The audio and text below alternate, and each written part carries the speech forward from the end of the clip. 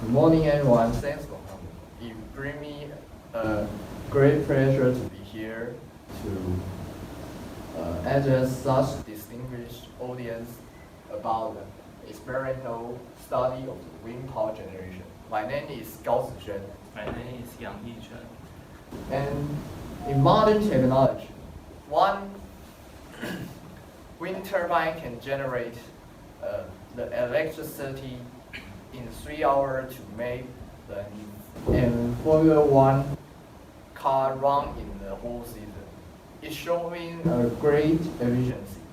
But catching this invisible renewable energy is remain a physics and engineering challenge.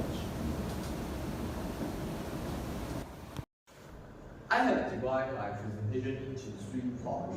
Firstly, I will talk about the research question and variables.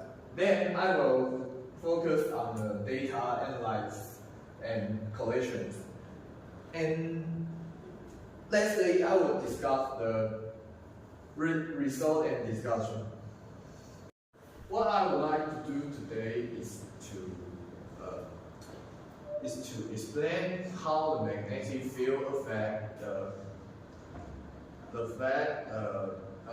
generating efficiency, especially the number of magnetics used in the generator influence the total electro output.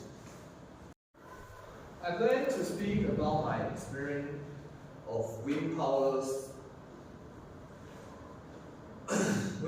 generation. The topic of wind power has sparked my interest because the renewable energy transit accelerates, and we must understand the theory behind it, the physics theory behind it, and we will find out how it influences our generate efficiency of wind power. And the motivation for examining this specific topic is a bridge to gap between simple electromagnetic theory and primary practical application. So I will start off by telling our research question. The first issue I will address is how does the number of the magnetic layer in a mini generator affect the current and the power output and the totally. Now let's now turn to the point 1, the experimental setup. It is an introduction to the apparatus. We will introduce the apparatus that we use. We use the wind turbine model and the Cooper wire coils and neodymium magnets. To ensure a fair test, we keep the angle and the wind source. To keep the distance of the wind source as the same. And we broke down the independent to the 3 groups: 1 layer, 2 layers, and 3 layers. In the beginning of the experimental, we established a baseline, and that is without enough magnetic field, and the power will not go enough.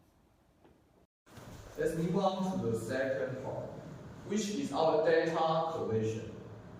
I would like to draw your attention to statistics we gathered across this trial for each configuration.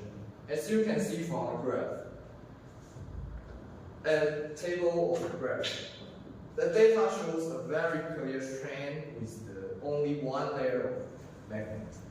The average power output was approximately 0.4 millivolts.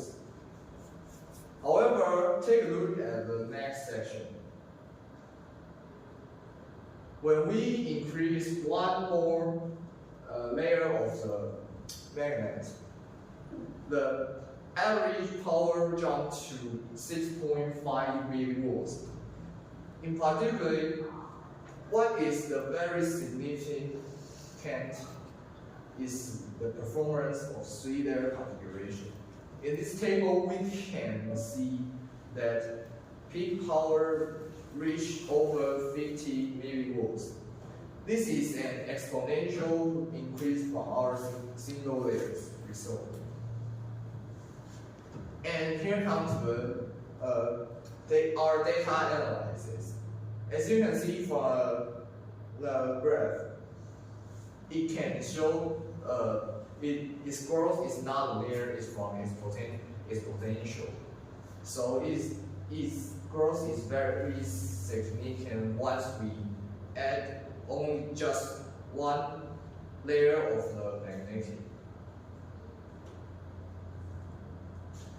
And there comes to our result and discussion. I would like to emphasize the fact that the relationship between the magnetic flux and power is not just linear. It is highly dynamic. What we need to focus on is that merely tripping the magnetic layers, we increase the power output by over 100 times as per the law of induction states. The electromotive force is proportional to the rate of change of magnetic field. Our results highlight that a stronger magnetic field density through the coil leads to a significant higher energy conversion efficiency. That brings me to the end of my presentation. To summary, today I have explained my critical role of magnetic flux, wind power efficiency. We have the three main points. First, the setup has to be instruction. Second, the exponential growth of power as the magnetic layer increase. Third, the validation of alpha is lower through our data. The main message of today is that small-scale efficiency is largely controlled by the density of the magnetic field. However, further research must do further research about how the number of plates may interact with this magnetic variable. I would like to say that, well, wind is an invisible force. The physical gives us the tool to manage with precision. Thank you for listening.